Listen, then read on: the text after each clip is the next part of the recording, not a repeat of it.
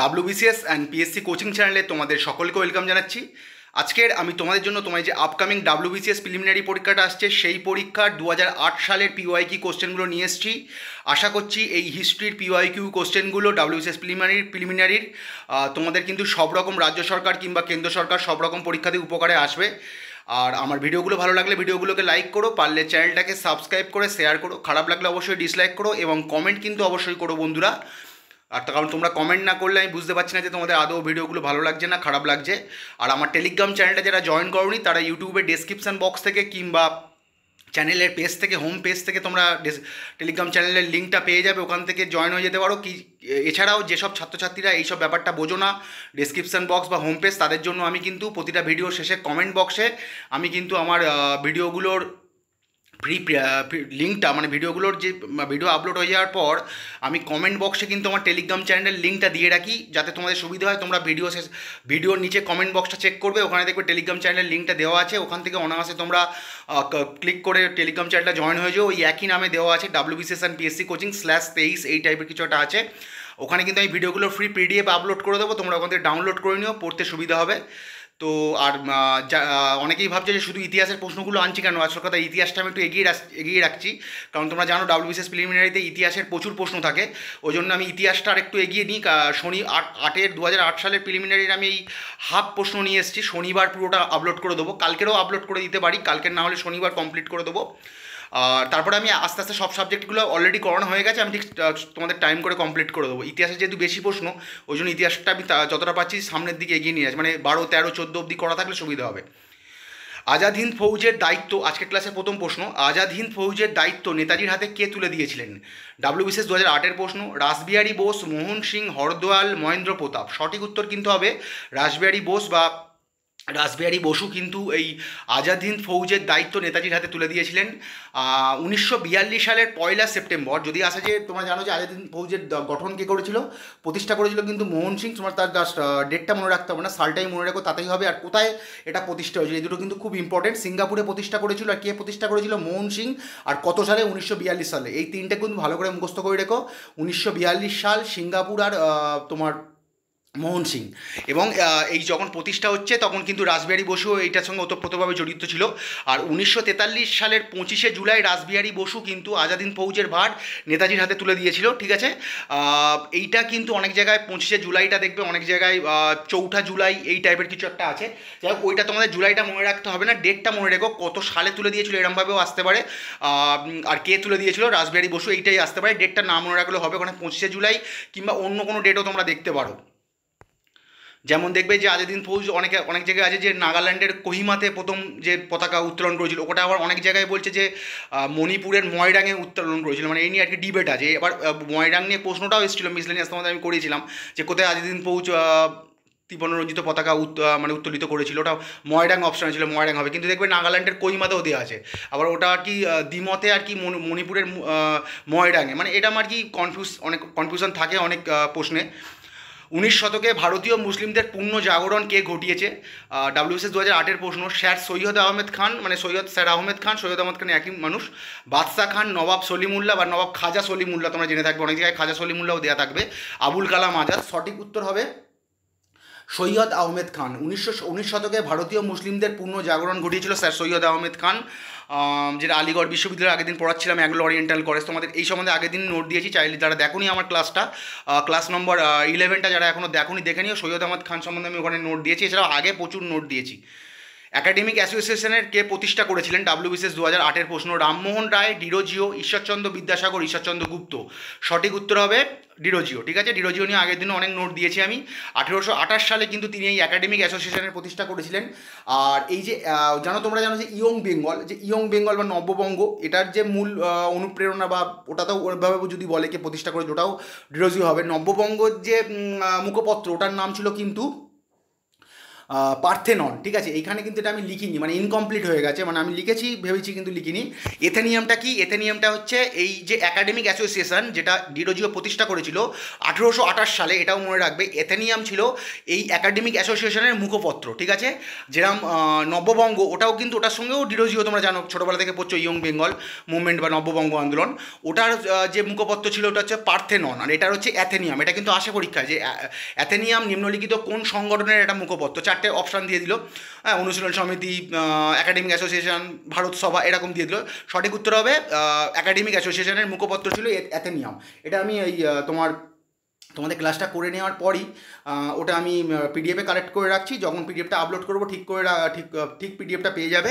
আর যদি কমেন্ট বক্সে মনে থাকে আমি এটা লিখে দেবো যে ইনকমপ্লিট, ওটা হবে অ্যাথেনিয়াম ছিল এই সংগঠনের মুখপত্র। এই লাইনটা আমার এরমভাবে লেখা উচিত ছিল, অ্যাথেনিয়াম ছিল এই সংগঠনের মুখপত্র, ঠিক আছে। কোন বছর ভারতীয় জাতীয় কংগ্রেসের পূর্ণ স্বরাজের সিদ্ধান্ত গ্রহণ করেছিল? 1930, 1929, 1921, 1916। তোমাদের আগের দিনই বলেছিলাম, এই সম্বন্ধে নোট দিচ্ছিলাম। 1929 সালে যে লাহোর অধিবেশন রাবি নদীর তীরে হয়েছিল, সভাপতি ছিল জওহরলাল নেহরু, ওখানেই কিন্তু প্রথমেই পূর্ণ স্বরাজের সিদ্ধান্ত গ্রহণ করা হয়। চট্টগ্রাম পাহাড়তলিতে সাহেবদের ক্লাবে আক্রমণের নেতা কে ছিলেন? WBCS 2008-এর প্রশ্ন, খুব গুরুত্বপূর্ণ। প্রীতিলতা ওয়াদ্দেদার, সূর্য সেন, মানে মাস্টারদা সূর্য সেন, অনন্ত সিংহ, লোকনাথ বল। সঠিক উত্তর হচ্ছে প্রীতিলতা ওয়াদ্দেদার, ঠিক আছে। এই যে ঘটনাটা ঘটেছিল কবে, এটা কিন্তু ডেট ধরে মুখস্থ রাখবে, 1932 সালের 24শে অক্টোবর কিন্তু এই ঘটনাটা ঘটেছিল, মানে পাহাড়তলির যে ইউনিয়ন ক্লাবে ওরা অ্যাটাক করেছিল প্রীতিলতা ওয়াদ্দেদারের নেতৃত্বে। আর উনি কিন্তু পটাশিয়াম সায়ানাইডকে আত্মহত্যা করেছিলেন। আর যদি এটা পরীক্ষার সময় আসে দেখবে যে পরাধীন ভারতের প্রথম মহিলা শহীদকে, তখনও সঠিক উত্তর হবে প্রীতিলতা ওয়াদ্দেদার। পরাধীন ভারতের প্রথম শহীদ ছিলেন প্রীতিলতা ওয়াদ্দেদার। স্বাধীন ভারতের প্রথম গভর্নর জেনারেল কে ছিলেন? WBCS 2008-এর প্রশ্ন। জওহরলাল নেহরু, রাজা গোপালাচারী, রাজেন্দ্র প্রসাদ, লর্ড মাউন্টব্যাটেন। সঠিক উত্তর হচ্ছে লর্ড মাউন্টব্যাটেন। যদি আসে যে স্বাধীন ভারতের প্রথম গভর্নর জেনারেল লর্ড মাউন্টব্যাটেন, এবং যদি আসে যে স্বাধীন ভারতের প্রথম ভারতীয়, প্রথম ও একমাত্র, মানে আমাদের ভারতবর্ষের একমাত্র, স্বাধীন ভারত বলো আর যেটাই বলো, স্বাধীন ভারতের প্রথম ও একমাত্র ভারতীয় গভর্নর জেনারেল ছিল আমাদের চক্রবর্তী রাজা গোপালাচারী, বা যেটা সেকেন্ড অপশানে আছে, এবং উনি কিন্তু এই পদটার মানে এই পদটা এরপরে উঠে গেছিলো আর কি। 1950 সালে এই পদটা আর কি মানে অ্যাবলিশড হয়ে যায়। ভারতের শেষ গভর্নর জেনারেল যদি আসে, ভারতের শেষ গভর্নর জেনারেল কে ছিলেন? চক্রবর্তী রাজা গোপালাচারী। আর যদি আসে যে একমাত্র ভারতীয় গভর্নর জেনারেল বা স্বাধীন ভারতের প্রথম ভারতীয় গভর্নর জেনারেল, তখন হবে চক্রবর্তী রাজা গোপালাচারী। আর স্বাধীন ভারতের প্রথম গভর্নর জেনারেল হবে লর্ড মাউন্টব্যাটেন। বিক্রমশিলা বিহার কে প্রতিষ্ঠা করেছিলেন? WBCS 2008-এর প্রশ্ন। প্রথম মহিপাল, শূরপাল, দেবপাল, ধর্মপাল। সঠিক উত্তর হচ্ছে ধর্মপাল। বিক্রমশিলা বিহার প্রতিষ্ঠা করেছিলেন ধর্মপাল। শকাব্দের প্রচলন কে করেছিল? WBCS 2008-এর প্রশ্ন। বিম্বিসার, অশোক, বিন্দুসার, কনিষ্ক। সঠিক উত্তর হবে কনিষ্ক। আগের দিন এটা এসেছিল যে কত খ্রিস্টাব্দকে ধরা হয় শকাব্দ, শকায়রা 78 খ্রিস্টাব্দকে কিন্তু এই শকাব্দ ধরা হয়, এটা কনিষ্ক কিন্তু প্রচলন করেছিল। বাংলার শেষ স্বাধীন নবাব কে ছিল? খুব গুরুত্বপূর্ণ একটা প্রশ্ন, WBCS 2008-এর প্রশ্ন। এটা 2005 হবে না, এটা আমি ভুল করে দেখো, আগেগুলো সব 8ই লিখেছি, এটা 2005-এর নয়, এটা 2008-এর প্রশ্ন। কিছু কিছু আর কি অনেক টাইম মিস্টেক হয়ে গেছে, যেমন ওটা ছিল এথেনিয়াম ছিল এই সংগঠনের মুখপত্র, আমি লিখেছি এথেনিয়াম ছিল বলে ইনকমপ্লিট হয়ে গেছে, আর লিখতে মানে আর লেখা হয়নি, আমি ভেবেছি মানে একটুখানি ভুলে গেছি আর কি লিখতে বাকিটা। সিরাজউদ্দৌলা, মির্জাফর, মীর কাসিম, নাজামুদ্দৌলা। সঠিক উত্তর বাংলার শেষ স্বাধীন নবাব ছিল সিরাজউদ্দৌলা। মানে যদি বলো যে ইন্ডিপেন্ডেন্ট নবাব তাহলে কিন্তু হবে সিরাজউদ্দৌলা। আর কিন্তু যদি বলো যে বাংলার শেষ নবাব কে ছিল, মানে একদম মানে পাপেট নবাব, মানে এই সিরাজউদ্দৌলার পর থেকে যারা ছিল মির্জাফর, মীর কাসিম, পাপেট নবাব ছিল, মানে ব্রিটিশদের হাতে পুতুল ছিল, মানে নামেই নবাব কিন্তু যা কিছু করতো সব কিছু ব্রিটিশদের কথায়, তাই জন্য ওদেরকে বলা হয় পাপেট নবাব। সেই অনুযায়ী একদম বাংলার শেষ নবাব ছিল মনসুর আলী খান। এটা কিন্তু প্রচণ্ড একটা গুরুত্বপূর্ণ প্রশ্ন, এই সম্বন্ধে আমি আগেও নোট দিয়েছিলাম, ক্লার্কশিপ পড়াচ্ছিলাম যখন, তোমরা কিন্তু ভালো করে এটা মুখস্থ করে রেখো। বাংলার শেষ নবাব ছিল মনসুর আলী খান, অবশ্যই পাপেট নবাব, কিন্তু উনি কিন্তু বাংলার শেষ নবাব। আর শেষ স্বাধীন নবাব যদি বলে, মানে ইন্ডিপেন্ডেন্ট নবাব যদি বলে, তখন হবে সিরাজউদ্দৌলা। ভালো করে দুটো কিন্তু কনফিউজ হও না, যদি বলে শেষ নবাব মানে পাপেট নবাব বলো, আর যেই বলো শেষ নবাব কিন্তু মনসুর আলী খান, যার পর থেকে আর নবাবপত্রা ছিল না। আর যদি শেষ ইন্ডিপেন্ডেন্ট নবাব বলে, স্বাধীন নবাব বলে, তখন সিরাজউদ্দৌলা। সীমান্ত গান্ধী কাকে বলা হয়? WBCS 2008-এর প্রশ্ন। মৌলানা আবুল কালাম আজাদ, মোহাম্মদ আলী জিন্নাহ, আব্দুল গফ্ফর খান, মোহাম্মদ ইকবাল। সঠিক উত্তর হবে আব্দুল গফ্ফর খানকে কিন্তু সীমান্ত গান্ধী বলা হয় বা ফ্রন্টিয়ার গান্ধী বলা হয়, তোমরা জানো একই ব্যাপার, ফ্রন্টিয়ার গান্ধী ও সীমান্ত গান্ধী। এবং উনি কিন্তু খোদাই খিদমতগারের দলের প্রতিষ্ঠা, খুব গুরুত্বপূর্ণ প্রশ্ন অনেক সময় আসে, খোদাই খিদমতগারের দলের প্রতিষ্ঠা কে করেছেন? আব্দুল গফ্ফর খান। কত সালে? 1930 সালে। সালটা ওইটা জানতে চায় না।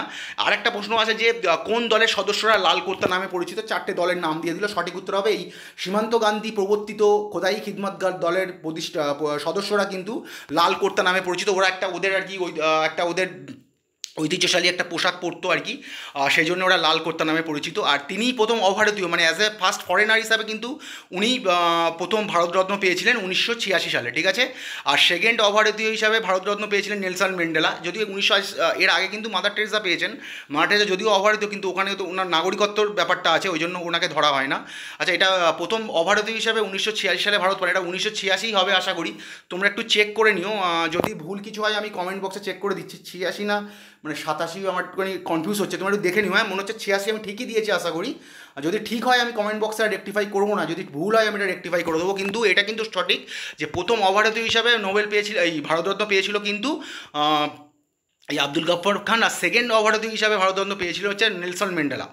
কোন গভর্নর জেনারেলের সময় প্রথম ইঙ্গো যুদ্ধের সূচনা হয়? খুব গুরুত্বপূর্ণ একটা প্রশ্ন, WBCS 2008-এর প্রশ্ন। George Barlow, Lord Minto, Lord Hastings, Lord Amherst. সঠিক উত্তর হবে লর্ড আমহার্স্ট। 1824 সালে এই প্রথম যুদ্ধ হয়েছিল, মানে প্রথম যুদ্ধ হয়েছিল কত সালে? এটাও আসতে পারে। 1824 সালে। তখন কিন্তু গভর্নর জেনারেল ছিলেন লর্ড আমহার্স্ট। আর এই যুদ্ধে কিন্তু ব্রহ্মদেশ হেরে যায় ব্রিটিশদের কাছে। তার ফলস্বরূপ কিন্তু একটা চুক্তিতে সাইন করতে ওরা বাধ্য হয় ইংরেজদের সঙ্গে, যে সন্ধিটার নাম হচ্ছে ইয়ান দাবুর সন্ধি, যেটা 1826 সালে সাইন হয়েছিল, ঠিক আছে, ইংরেজ আর ব্রিটিশ আর ব্রহ্মদেশের মধ্যে। এবার এটা কিন্তু আসতে পারে পরীক্ষায় যে ইয়ান দাবুর সন্ধি কাদের মধ্যে স্বাক্ষরিত হয়েছিল, দিয়ে দিল ধরো মারাঠা, ব্রিটিশ, ফরাসি, পর্তুগিজ, বা ধরো ফরাসি মারাঠি, মানে এরকমভাবে দিয়ে দিল। সঠিক উত্তর হবে ইং আর বোম্বো, ঠিক আছে। মানে ইংরেজ আর ব্রহ্মদেশের মধ্যে কিন্তু ইয়ান দাবুর সন্ধি স্বাক্ষরিত হয়েছিল 1826 সালে। এবং প্রথম ইঙ্গো যুদ্ধ হারার পর দ্বিতীয় ইঙ্গো যুদ্ধের সময় ভারতের গভর্নর জেনারেল ছিল লর্ড ডালহৌসি, যেটা সংগঠিত হয়েছিল 1852 সালে। তাহলে প্রথম ইঙ্গো যুদ্ধের সূচনা হচ্ছে 1824 সালে, আর দ্বিতীয় যুদ্ধের সূচনা হচ্ছে 1852 সালে। এই সময় গভর্নর জেনারেল ছিল, তখন যেন গভর্নর জেনারেলটা ভারতের গভর্নর জেনারেল হয়ে যায়, মানে ফার্স্ট ভারতের গভর্নর জেনারেল হচ্ছে লর্ড উইলিয়াম বেন্টিক। তা ওই সময় ওই পদটা ওই নামে হয়ে যায়। ভারতের গভর্নর জেনারেল ছিলেন লর্ড ডালহৌসি। আর 1885 সালে কিন্তু তৃতীয় ইঙ্গো যুদ্ধ, আমি তিনটেই দিয়ে দিয়েছি, তৃতীয় ইঙ্গো যুদ্ধতেই 1885 সালে হয়। এই সময় বড়লাট ছিলেন লর্ড ডাফরিন, বড়লাট বা ভাইসরাই আর কি, ওটা আমি বাংলায় দিয়ে দিয়েছি, ভাইসরাই বা বড়লাট যাই বলো না কেন। তাহলে প্রথম ব্রহ্মযুদ্ধের সময় ছিলেন গভর্নর জেনারেল লর্ড হামাস, দ্বিতীয় ব্রহ্মযুদ্ধের সময় ভারতের গভর্নর জেনারেল ছিলেন লর্ড ডালহৌসি, আর তৃতীয় ব্রহ্মযুদ্ধ যেটা 1885 সালে হয়েছিল, ওই সময় বড়লাট বা ভাইসরয় ছিলেন লর্ড ডাফরিন, ঠিক আছে। ভাইসরয় আর বড়লাটটা একই আর কি। বাহমনি সাম্রাজ্যের প্রতিষ্ঠাতাকে? WBCS 2008-এর প্রশ্ন। আলাউদ্দিন মুজাহিদ শাহ, আলাউদ্দিন বাহমেন শাহ, আহমেদ শাহ, তাজউদ্দিন ফিরোজ শাহ। সঠিক উত্তর হচ্ছে আলাউদ্দিন বাহমেন শাহ ছিল বাহমনি সাম্রাজ্যের প্রতিষ্ঠাতা। জানো তোমরা, সোজা প্রশ্ন। আমেরিকায় গদর পার্টি কে প্রতিষ্ঠা করেন? এই সম্বন্ধে আগের দিনই মনে হয় একটা প্রশ্ন করাছিলাম না, এই হিস্ট্রি সেট WBCS-এর মধ্যেই করিয়েছি। WBCS 2008-এর প্রশ্ন, এটা বহুবার নোট দিয়েছি। তারকনাথ দাস, লালা হরদোয়াল, রামচন্দ্র, কাজী ওবেদুল্লাহ। সঠিক উত্তর হচ্ছে লালা হরদোয়াল। এখানকার যে কটা অপশান দেখছো, এইখানকার অপশান অনুযায়ী লালা হরদোয়ালটাই দিতে হবে আর কি। যদিও তারকনাথ দাসও কিন্তু এই গদর পার্টি প্রতিষ্ঠার সঙ্গে জড়িত ছিল। তারকনাথ দাসও কিন্তু এই গদর পার্টির একজন উল্লেখযোগ্য ব্যক্তিত্ব। যদি তারকনাথ দাস সম্বন্ধে জানতে চাও তোমরা দেখে নিও। এই পার্টিটার প্রতিষ্ঠা হয়েছিল 1913 সালে। কোথায় হয়েছিল? সান ফ্রান্সিসকো, মার্কিন যুক্তরাষ্ট্রতে প্রতিষ্ঠা হয়েছিল। এছাড়া কানাডাতেও কিন্তু এই প্রতিষ্ঠার সঙ্গে কানাডার নামও জড়িত আছে, ওটা একটা অন্য প্রশ্ন। প্রতিষ্ঠা স্থান মানে কোথায় প্রতিষ্ঠা হয়েছিল, এই প্রশ্নটা অনেকবার আসে, গদর পার্টি কোথায় প্রতিষ্ঠা হয়েছিল, সেটা হচ্ছে হবে সান ফ্রান্সিসকো, মার্কিন যুক্তরাষ্ট্রতে। আর এই প্রতিষ্ঠাতা সভাপতি মানে ফাউন্ডিং প্রেসিডেন্ট ছিল সোহন সিং ভাগনা। হ্যাঁ, অনেক জায়গায় অনেক সময় যদি দেখো আমেরিকা গদর পার্টি কে প্রতিষ্ঠা করেন, লালা হরদয়াল পাচ্ছে না, সোহন সিং ভাগনাটা বেশিরভাগ থাকে, তখন দেখবে সোহন সিং ভাগনাটা দেবে, মানে ফাউন্ডিং প্রেসিডেন্ট ছিল সোহন সিং ভাগনা। আর তারকনাথ দাস, ইনিও কিন্তু তারকনাথ দাস, লালা হরদয়াল দুজনেই কিন্তু এই গদর পার্টির সঙ্গে ওতপ্রোতভাবে জড়িত। কিন্তু এখানে লালা হরদলের নামটাই কিন্তু দিতে হবে। নিম্নলিখিতের মধ্যে কে নরমপন্থী ছিল না? WBCS 2008 প্রশ্ন। বিপিনচন্দ্র পাল, ফিরোজ শাহ মেহতা, সুরেন্দ্রনাথ ব্যানার্জি, গোপাল কৃষ্ণ গোখলে। বিপিনচন্দ্র পাল কিন্তু আমাদের এর মধ্যে কিন্তু মডারেট ছিলেন না, এক্সট্রিমিস্ট ছিল, উনি কিন্তু চরমপন্থী নেতা ছিলেন। ভারতের বিপ্লবী চিন্তার জনক বলা হয় যাকে, ফাদার অফ রেভলিউশনারি থট, ঠিক আছে, ফাদার অফ রেভলিউশনারি থট, ঠিক আছে। প্রোনাউন্সিয়েশনটা আমার একটুখানি কিছু কিছু ওয়ার্ডের প্রোনাউন্সিয়েশন আমার জিভে একটুখানি প্রবলেম হয়। যাই হোক, আমি স্পেলিংটা দিয়ে দিয়েছি। ভারতের বিপ্লবী চিন্তার জনক বা ভারতের বিপ্লবী চেতনার জনক যদি আসে অনেক সময়, তোমরা ইংলিশটাই মনে রাখবে, ফাদার অফ রেভলিউশনারি থট কাকে বলা হয়? বিপিনচন্দ্র পালকে বলা হয়। অরবিন্দ ঘোষ বিপিনচন্দ্র পালকে কী বলেছিল? The prophet of a great political Creed বলে আখ্যায়িত করেছেন। জানো এই প্রশ্নটা WBCS 2022 প্রিলিতে এসেছিল, ওই জন্য আমি দিয়ে দিয়েছি, এর খুব গুরুত্বপূর্ণ। এটা এসেছিল যে বিপিনচন্দ্র পালকে এই অরবিন্দ ঘোষ কাকে the prophet of a great political Creed বলে আখ্যায়িত করেছেন? বিপিনচন্দ্র পালকে। আরও কিছু নোট দেখে নাও গুরুত্বপূর্ণ। তিনি নিউ ইন্ডিয়া নামক সাপ্তাহিকের প্রতিষ্ঠা করেন, ঠিক আছে। এই বিপিনচন্দ্র পাল কিন্তু নিউ ইন্ডিয়া নামক সাপ্তাহিকের প্রতিষ্ঠা করেন। এবার এখানে একটা ছোট্ট করে অন্য একটা উত্তর বলে দিচ্ছি, প্রশ্ন বলে দিচ্ছি। যদি আসে যে নিউ ইন্ডিয়া নিউজ পেপার, মানে ডেলি, যেটা ডেলি প্রকাশ, আমরা যেমন খবরের কাগজ পড়ি, যদি আসে যে নিউ ইন্ডিয়া নিউজ পেপারের প্রতিষ্ঠাতাকে, তখন হবে অ্যানি বেসান্ত, ঠিক আছে, ভালো করে শুনে নাও। যদি আসে who was the founder of New India newspaper বা New India daily newspaper, তখন হবে অ্যানি বেসান্ত। আর যদি আসে who was the founder of the New India weekly, মানে উইকলি এই কথাটা থাকে ইংলিশে থাকলে, বা সাপ্তাহিকই থাকে, তখন হবে কিন্তু এই বিপিনচন্দ্র পাল। তাহলে সাপ্তাহিকীর প্রতিষ্ঠা করেছিল 7 দিন অন্তর, যেটা প্রকাশ পেত সেটা করছে বিপিনচন্দ্র পাল। আর নিউ ইন্ডিয়া নামে যেটা ডেলি নিউজ পেপার বেরোতো, সেটা কিন্তু অ্যানি বেসান্ত প্রতিষ্ঠা করেছিল। একটু মনে রাখো, ওটা দিইনি। আর বন্দে মাতরম সংবাদেরও কিন্তু প্রতিষ্ঠা করেছিলেন এই বিপিনচন্দ্র পাল। আর এই বন্দে মাতরমের পরবর্তীকালে কিন্তু মানে সচিব হিসাবে কাজ করেছিলেন আমাদের ঋষি অরবিন্দ, মানে যিনি ওনাকেই the prophet of a great political kid বলেছেন। ইনি কিন্তু এই বন্দে মাতরমের একজন উল্লেখযোগ্য সচিব পদে কিন্তু উনি কর্মরত ছিলেন আর কি। ভারতের মুসলিম লীগকে প্রতিষ্ঠা করেন? WBCS 2008 প্রশ্ন। নবাব সলিমুল্লাহ বা নবাব খাজা সলিমুল্লাহ, সৈয়দ আহমেদ খান, আব্দুল গফর খান, আর এ কিদোয়াই। সঠিক উত্তর হবে নবাব সলিমুল্লাহ বা খাজা সলিমুল্লাহ। কত সালে? 1906 সালে। কোথায়? ঢাকায়। মানে 3টে প্রশ্নই আসে। ভারতের মুসলিম লীগ কে প্রতিষ্ঠা করেছিল?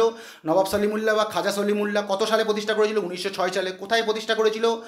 তৎকালীন পূর্ববঙ্গের ঢাকাতে প্রতিষ্ঠা করেছিল। প্রথম সভাপতি, তৎকালীন তখন পূর্ববঙ্গই, মানে যদিও বাংলা তখন ভাগ হয়ে গেছে, তখন প্রথম সভাপতি ছিল তৃতীয় আগা খান। এটাও কিন্তু একটা গুরুত্বপূর্ণ প্রশ্ন। ফার্স্ট প্রেসিডেন্ট কে ছিল মুসলিম লীগের? তৃতীয় আগা খান বা স্যার আগা খান, এইভাবে আসতে পারে। স্যার আগা খানও দেখতে পারো, তৃতীয় আগা খানও দেখতে পারো। শুলপানি কোন যুগের প্রসিদ্ধ শিল্পী ছিলেন? WBCS 2008 প্রশ্ন। কুষাণ যুগ, পাল যুগ, গুপ্ত যুগ, সেন যুগ। সঠিক উত্তর হবে সেন যুগের। শুলপানি কিন্তু সেন যুগের একজন প্রসিদ্ধ শিল্পী ছিলেন। আর তিনি কিন্তু রানক উপাধিতে ভূষিত ছিলেন, তাকে রানক নামেও ডাকা হতো, রানক উপাধি দেওয়া হয়েছিল তাকে। আর ইনি যত সম্ভব ওই বিজয় সেন ছিল যিনি, ওই বিজয় সেনের রাজসভা কিন্তু অলঙ্কৃত করতেন। এই বিজয় সেনের রাজসভা কিন্তু অলঙ্কৃত করতেন শিল্পানি। 1946 সালে তেনারা আন্দোলন নয়, এটা তেভাগা আন্দোলন হবে, ঠিক আছে। বলছি প্রচুর ভুল হয়ে গেছে বন্ধুরা, সরি। এটা কিন্তু তেভাগা হবে, আমি লিখছি তেভাগা, কিন্তু ওরা ডিফল্ট হিসাবে এই মানে এমন সফটওয়্যার, মানে ওরা ওইটা নিয়ে নিচ্ছে, আমি না দেখলেই, চেক না করলেই এইগুলো হয়। এটা তেনারা হবে না, এটা তেভাগা আন্দোলন হবে। যাই হোক, তোমরা বুঝতে পারছো আশা করি। 1946 সালের তেভাগা আন্দোলন কোথায় ঘটেছিল? এগুলো আমি কমেন্ট বক্সে রেক্টিফাই করে দিচ্ছি। বিহার, পাঞ্জাব, বাংলা, গুজরাট।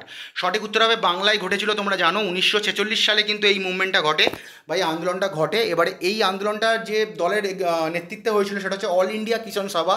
এছাড়াও যদি তোমাদের অনেক সময় দিয়ে দেয় যে ধরো তেভাগা আন্দোলন 1946 সালে সংগঠিত হয়েছিল, সেটা কোন দলের, 4টে দল দিয়ে দিল, জাতীয় কংগ্রেস, হ্যাঁ, বিভিন্ন রকম। অনেক সময় দেখলে এইটা পাচ্ছ না, অল ইন্ডিয়া কিষাণ সভা পাচ্ছ না, অনেক সময় দেখছো বঙ্গীয় প্রাদেশিক কিষাণ সভা, এইভাবে দেওয়া আছে, বঙ্গীয় প্রাদেশিক কিষাণ সভা, তখন ওটাই সঠিক উত্তর দিও। বেশিরভাগ জায়গায় অল ইন্ডিয়া কিষাণ সভাই দেবে। মানে এটা জানো তোমরা, এই ভাগ চাষিদের আর কি, যে 3 ভাগের 1 ভাগ, মানে ওরা চেয়েছিল, ভাগ চাষিরা ডিমান্ড করেছিল যে 2 ভাগ দিতে হবে, মানে 2 ভাগ ভাগ চাষিরা নেবে, 1 ভাগ মালিকরা নেবে। এই নিয়ে একটা প্রবল আন্দোলন হয়েছিল আর কি। চলো পরের প্রশ্ন। যুগান্তর পত্রিকার প্রথম সম্পাদক কে ছিলেন? WBCS 2008 প্রশ্ন। বারীন্দ্র ঘোষ, যতীন্দ্রনাথ মুখোপাধ্যায়, বিপিনচন্দ্র পাল, উল্লাসকর দত্ত। সঠিক উত্তর হবে বারীন্দ্র ঘোষ, মানে ঋষি অরবিন্দ ঘোষের, মানে ঋষি অরবিন্দ বা অরবিন্দ ঘোষের ভ্রাতা। উনি কিন্তু এই যুগান্তর পত্রিকার প্রথম সম্পাদক ছিলেন। এবং ওনার সঙ্গে আরও দুটো নাম মনে রাখো, ভূপেন্দ্রনাথ দত্ত, অবিনাশ ভট্টাচার্য। ভূপেন্দ্রনাথ দত্ত হচ্ছে আমাদের স্বামী বিবেকানন্দের ভ্রাতা, আর অবিনাশ ভট্টাচার্যর নামটাও মনে রাখো, অবিনাশ ভট্টাচার্যের নাম। এবারে কিন্তু এখানে যেহেতু দিয়েছে এইভাবে প্রশ্নটা দিয়েছে যে যুগান্তর পত্রিকার প্রথম সম্পাদককে, তখন দিতে বাধ্য হচ্ছে বারীন্দ্র ঘোষ, কেউ যেহেতু নেই। কিন্তু অ্যাকচুয়ালি যদি আসে যুগান্তর পত্রিকার প্রতিষ্ঠাতাকে, যুগান্তর পত্রিকাটা প্রতিষ্ঠা করেছিলেন বারীন্দ্র ঘোষ, আর তার কো ফাউন্ডার ছিল কিন্তু ভূপেন্দ্রনাথ দত্ত ও অবিনাশ ভট্টাচার্য। এবং যুগান্তর পত্রিকার সম্পাদক প্রথম কিন্তু ভূপেন্দ্রনাথ দত্ত দিলেই ভালো হতো আর কি। যাই হোক, এই তিনটে নামই মনে রাখবে। ব্রতচারী আন্দোলন কে গড়ে তুলেছিলেন? WBCS 2008-এর প্রশ্ন। গুরু সদয় দত্ত, দয়ানন্দ সরস্বতী, বাল গঙ্গাধর তিলক, স্বামী বিবেকানন্দ। সঠিক উত্তর হবে গুরু সদয় দত্ত। 1932 সালে তিনি কিন্তু এই আন্দোলনটা গড়ে তুলেছিলেন, ব্রতচারী আন্দোলনটা। খুব গুরুত্বপূর্ণ সালটাও মনে রেখো। ব্রতচারী আন্দোলনের প্রতিষ্ঠাকে গুরু সদয় দত্ত কত সালে? 1932 সালে।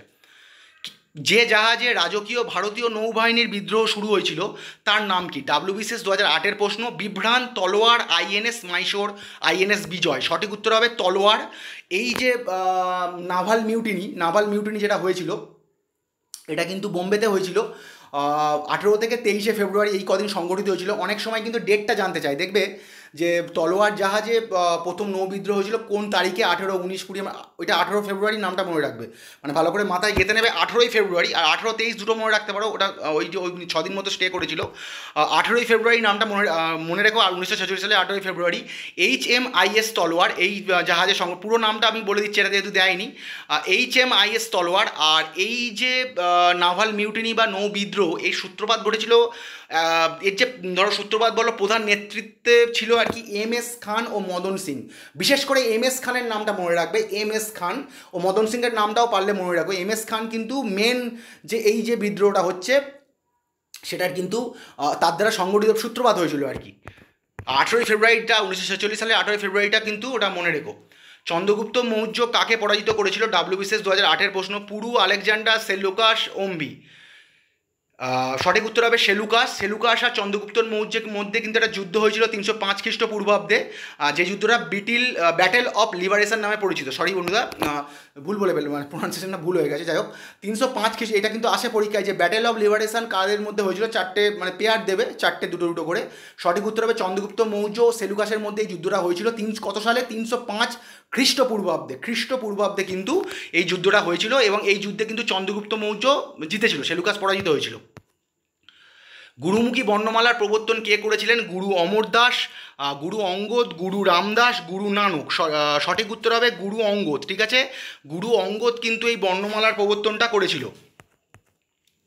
রাওলাট আইন পাস হয় কোন সালে? রাওলাট আইন পাস হয়েছিল, অপশানগুলো দেখে নেওয়া যাক। 1916, 1919, 1918, 1921।